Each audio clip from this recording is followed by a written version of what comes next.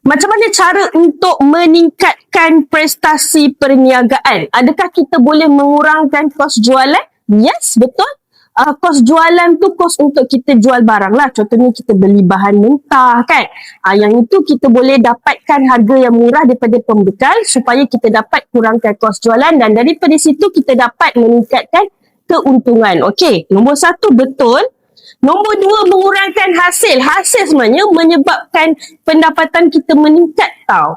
Kita tak bolehlah nak kurangkan hasil. Kalau kita nak meningkatkan prestasi, kita kenalah tambahkan hasil. Okay, so salah. Nombor 3, menambahkan belanja.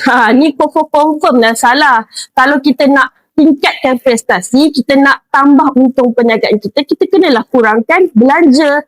Okey, nombor 4, menambahkan jualan. Yes, semakin banyak barang yang kita jual, semakin tinggi jualan kita, semakin banyak keuntungan kita. Okey, so jawapan dia adalah 1 dan 4 B, bola.